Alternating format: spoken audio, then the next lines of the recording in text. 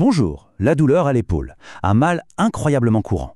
Si cette sensation de gêne est familière, alors ce qui va suivre devrait vraiment retenir votre attention.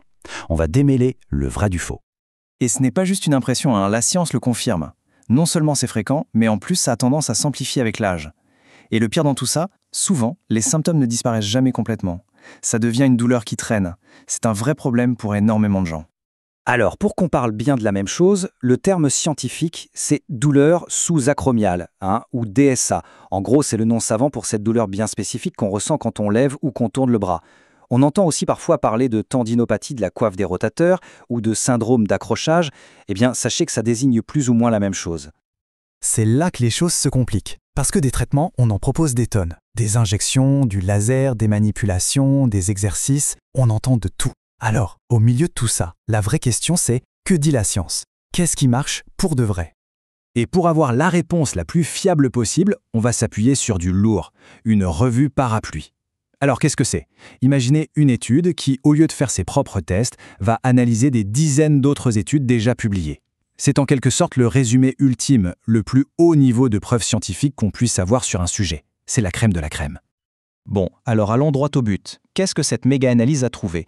Le résultat principal, le plus important, est sans appel. Ce qui est assez incroyable, c'est à quel point le message est clair.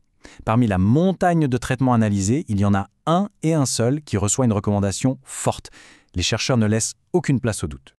Et voilà pourquoi. C'est un véritable consensus. Étude après étude, de très haut niveau, la conclusion est la même. On lit « efficace pour la gestion », devrait être le traitement de première ligne, améliore la douleur et la fonction, supérieur aux interventions sans exercice. C'est martelé encore et encore. Le message est on ne peut plus clair. D'ailleurs, les auteurs de la revue eux-mêmes concluent de façon très directe, je cite, « Les preuves en faveur de l'exercice comme stratégie de gestion la plus importante sont de plus en plus nombreuses et solides. » Il faut bien comprendre que dans le langage scientifique, une affirmation aussi tranchée, c'est extrêmement fort. Mais alors concrètement, ça apporte quoi l'exercice? Eh bien, ça réduit la douleur, ça améliore la mobilité et la fonction, et les bienfaits durent à court et à long terme.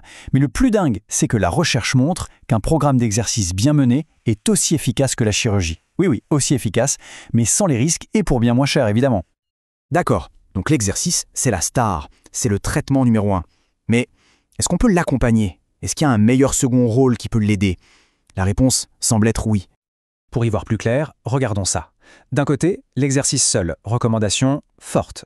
De l'autre, l'exercice plus la thérapie manuelle, c'est-à-dire les manipulations faites par un professionnel, recommandation forte aussi. Donc, on ne parle pas de remplacer l'un par l'autre, mais bien de les combiner. Et le mot important ici, c'est supplémentaire. En fait, l'étude montre que rajouter de la thérapie manuelle peut donner un coup de pouce pour soulager la douleur et améliorer la fonction, surtout au début. C'est un peu comme un starter qui aide à se mettre en route plus facilement avec les exercices. Bon, on a vu ce qui marche, c'est clair. Maintenant, il est temps de s'attaquer aux zones d'ombre, les traitements pour lesquels les preuves sont, disons, plus fragiles, voire carrément inexistantes. Et on commence avec un grand classique, les injections de corticostéroïdes. Alors là, attention, la réponse de la science n'est pas un grand oui ou un grand non. C'est mitigé. Voilà ce qu'en dit la revue. La recommandation est modérée. Ça peut effectivement soulager la douleur, mais principalement à court terme. Le problème, c'est que les preuves sur le long terme sont contradictoires. C'est pour ça que c'est souvent vu comme un traitement de deuxième ligne, à n'utiliser que si le reste ne fonctionne pas. Par contre, pour toute une série d'autres traitements dits passifs, la revue est, disons, beaucoup moins nuancée. Là, le verdict est sans appel. On va faire un petit tour rapide de ce qui ne semble pas fonctionner. La thérapie au laser, réponse aucune preuve de son efficacité quand elle est utilisée toute seule. Point. Les ultrasons thérapeutiques, pareil. Les études les unes après les autres ne trouvent aucun bénéfice, zéro. La thérapie par onde de choc, encore une fois, aucune preuve solide pour justifier son utilisation. Et pour finir, l'énergie électromagnétique pulsée. Le résultat est le même, aucune preuve d'efficacité. Pas plus efficace qu'un placebo, le message sur tous ces appareils est donc cristallin. Ok, alors si on résume tout ça, qu'est-ce qu'on doit garder en tête? C'est quoi le plan de match basé sur la science? En fait, ça se résume à un plan en 3 étapes très claires. Étape 1, priorité absolue à l'exercice. C'est la pierre angulaire, le traitement de première ligne.